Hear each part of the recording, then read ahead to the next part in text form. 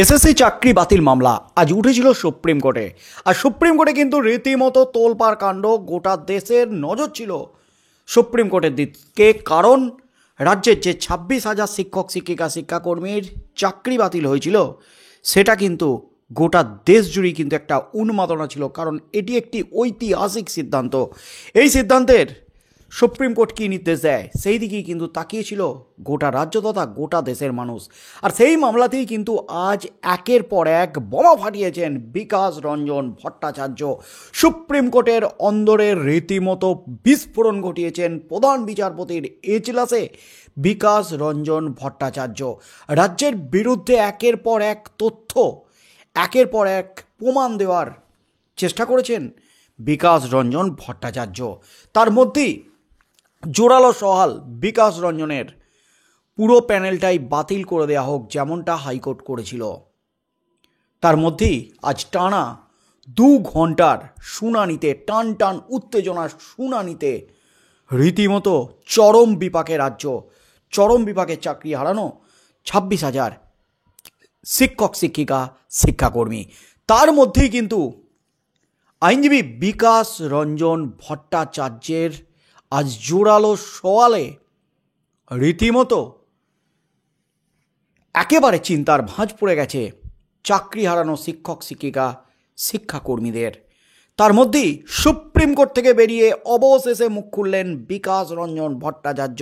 Supreme court থেকে বেরিয়ে বিস্ফোরক বিকাশ রঞ্জন ভট্টাচার্য। তিনি ঠিক কী চাইছেন, সুপ্রিম কোর্টে আজ যা সওয়াল করলেন তার পুরোটা ব্যাখ্যা দিলেন আজ আইনজীবী বিকাশ রঞ্জন।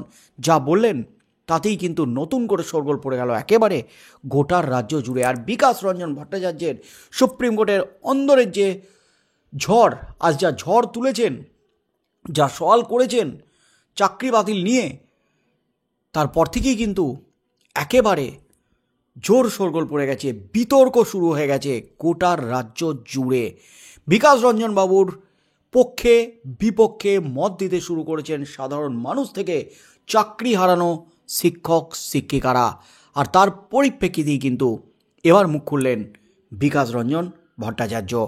তাহলে ফ্রেশ রিক্রুট করো, সেটা নিয়ে বিচারপতিদের ধারণা ছিল ফ্রেশ রিক্রুট মানে আবার সবাইকে ডাকবে, সেটা ক্লারিফাই করলাম।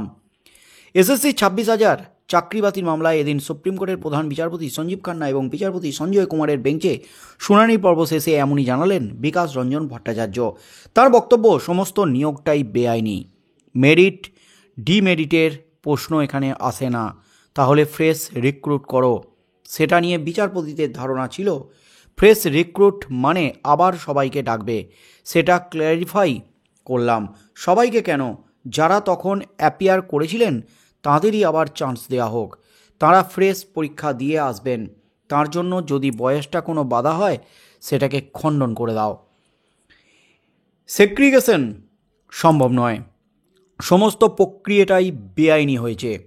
যখন কোনো প্রক্রিয়া বেআইনি হয় সেখান থেকে ভালো মন্দ বাছাই করা যায় না। এটা আমাদের দুর্ভাগ্য যে কিছু ভালো ছেলে মেয়ে হয়তো ক্ষতিগ্রস্ত হয়েছে। এখন যদি বিচারপতিরা আমাদের সঙ্গে থাকেন তাহলে যাতে ফ্রেশ এরাই সিলেক্ট হয়ে আসতে পারেন, সেজন্য বক্তব্য রেখেছি। তার সংযোজন প্রাতিষ্ঠানিক দুর্নীতি, এই জন্যই দুর্নীতিটা হয়েছে মূলত সরকার এবং এসএসসির মদতে। সুপ্রিম কোর্টকে সবাইকে ব্যাখ্যা করে দেখেছি, তা না হলে হঠাৎ করে সুপার নিউমেরি পোস্ট তৈরি করবে কেন? সুপার নিউমেরি পোস্ট তৈরি করেছে বেআইনি নিযুক্তদের বাঁচানোর জন্য। যাদের নিয়ে অপরাধ করেছে তাদের তো বাঁচাতেই হবে, তা না হলে কোনো সরকার কখনো বেআইনি নিযুক্তদের বাঁচানোর চেষ্টা করে? যে পদ্ধতিতে সিলেকশন হয়েছে সবটাই একটা বেআইনি কার্যক্রমের মধ্যে পড়ে। সেজন্য বলেছি এটা প্রাতিষ্ঠানিক দুর্নীতি। এদিকে 6 বছর শিক্ষকতা করার পর এই দাবি ওঠায় এই নিয়ে কড়া প্রতিক্রিয়া দিয়েছেন শিক্ষকরা তথা এই প্যানেলের চাকরি প্রাপকরা। এ প্রসঙ্গে এক শিক্ষিকা বলেন, নতুন করে পরীক্ষা দেওয়ার কোনো জায়গা নেই, কারণ আমরা একটা পরীক্ষা পদ্ধতির মধ্য দিয়ে পাশ করে নিযুক্ত হয়েছি।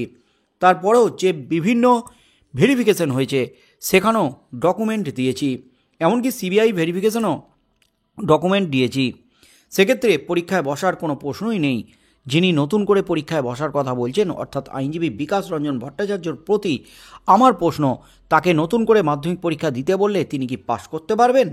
অপর এক শিক্ষিকা বলেন, তার সময় যে এরকম দুর্নীতি হয়নি সেটারই বা কী প্রমাণ রয়েছে? তখন যে দুর্নীতি হয়নি তা তো আমরা কেউ দেখতে যাইনি। তিনি যে কোনো দুর্নীতির মাধ্যমে এই জায়গায় পৌঁছাননি এ নিয়ে আমাদের কাছেও কোনো প্রমাণ নেই।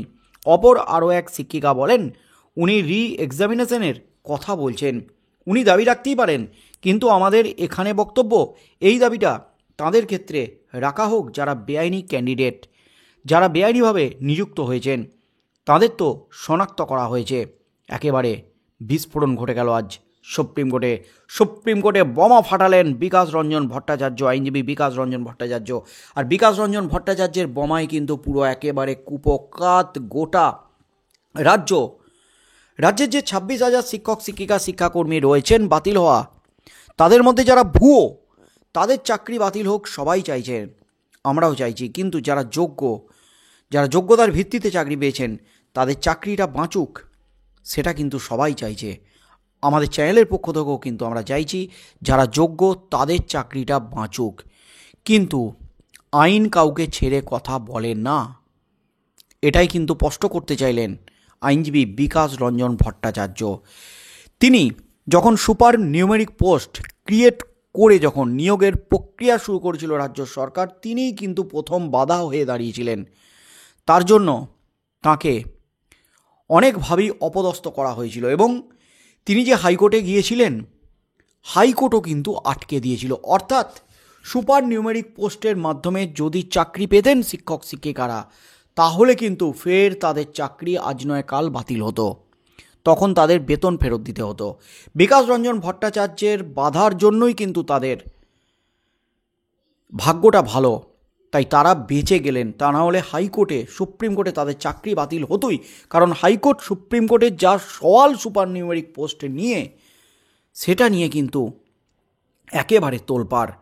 রাজ্য অযোগ্যদের বাঁচানোর জন্যই সুপার নিউমেরিক পোস্ট ক্রিয়েট করেছিল, এটা বোঝা যাচ্ছে। এমনই কিন্তু পর্যবেক্ষণ হাইকোর্টের শুধু নয়, এবার সুপ্রিম কোর্টের প্রধান বিচারপতি জাস্টিস খান্নার গতদিন তিনি এই সওয়াল করেছেন, এই পর্যবেক্ষণ ছিল তার। অযোগ্যদের বাঁচানোর জন্যই, অযোগ্যদের চাকরিতে বহাল রাখার জন্যই রাজ্য সুপার নিউমেরিক পোস্ট ক্রিয়েট করেছে, যেটা সম্পূর্ণ বেআইনি। অর্থাৎ সুপার নিউমেরিক পোস্টের মাধ্যমে যারা চাকরি পেতেন তাদের চাকরি কিন্তু ভবিষ্যতে বাতিল হতোই এবং তার সাথে সাথে বেতন ফেরতের ব্যাপারটাও কিন্তু থাকতো, তাই বেঁচে গেছেন তারা। আর এবার বিকাশ রঞ্জন ভট্টাচার্য যে জোরদার সওয়াল করলেন, এর ভবিষ্যৎ কি হতে চলেছে, তিনি যে সওয়ালটা করলেন, সুপার নিউমেরিক পোস্ট বাধা দিয়ে তিনি যেটা করেছিলেন সেটা তার সিদ্ধান্ত, সেটা সঠিক ছিল, সেটা কিন্তু প্রমাণ হয়ে গেল হাইকোর্ট সুপ্রিম কোর্টে। কিন্তু এবার তিনি যে সওয়ালটা করলেন, যেটা নিয়ে ঝড় উঠে গেছে শিক্ষক শিক্ষিকাদের মধ্যে, উনি এই মুহূর্তে মাধ্যমিক পরীক্ষা দিলে উনি কি পাশ করতে পারবেন, এমন প্রশ্ন তুলে দিয়েছেন চাকরি হারানো শিক্ষক শিক্ষিকারা। উনি যে বেআইনিভাবে এই জায়গায় এসে পৌঁছাননি তার কি প্রমাণ আছে? ওনার আমলে যে বেআইনিভাবে নিয়োগ হয়নি তার কি প্রমাণ আছে? একাধিক প্রশ্ন তুলে দিয়েছেন। তাই আগামী দিনে কি হতে চলেছে, সুপ্রিম কোর্টের প্রধান বিচারপতি তিনি স্পষ্ট করেছেন, ফের যদি নতুন করে পরীক্ষা নেওয়া হয় তাহলে কিন্তু সেটা জটিল প্রক্রিয়া। তবে 10ই ফেব্রুয়ারি কিন্তু মামলা উঠতে চলেছে ফের সুপ্রিম কোর্টে। সেদিন কি হতে চলেছে বন্ধুরা, আপনারা কি বলবেন? বিকাশ রঞ্জন ভট্টাচার্য যে সওয়ালটা করলেন, পুরো প্যানেল বাতিল করে নতুনভাবে পরীক্ষা নেওয়া হোক, যে সমস্ত ক্যান্ডিডেট ফর্ম ফিল আপ করেছিলেন, আবেদন করেছিলেন, তাদের পরীক্ষা নেওয়া হোক, বাকিরা বাদ যাক, এই যুক্তি তিনি কিন্তু দিয়েছেন। এবং দুর্নীতি, পুরোটাই দুর্নীতি হয়েছে, যোগ্য অযোগ্য বাছাই করা সম্ভব নয়, একাধিক পর্যবেক্ষণ ছিল। বন্ধুরা, বিকাশ রঞ্জন ভট্টাচার্য যে মতামত দিয়েছেন সেটা কতটা সঠিক, কতটা যুক্তিযুক্ত, বন্ধুরা আপনারা কি চাইছেন, কি ভাবছেন? পুরো 26,000 শিক্ষক শিক্ষিকার প্যানেল কি বাতিল করা উচিত? কিন্তু যোগ্য অযোগ্য যদি বাছাই করা না যায় তখন কিন্তু প্রধান বিচারপতির কিছু করার থাকবে না আর। বন্ধুরা, আপনাদের মতামত অবশ্যই আমাদের কমেন্ট বক্সে কমেন্ট করে জানান। আগামী দিনে কি হতে চলেছে এই মামলায়, 10ই ফেব্রুয়ারি কি হতে চলেছে, সেদিকেই চোখ থাকবে গোটা রাজ্যের।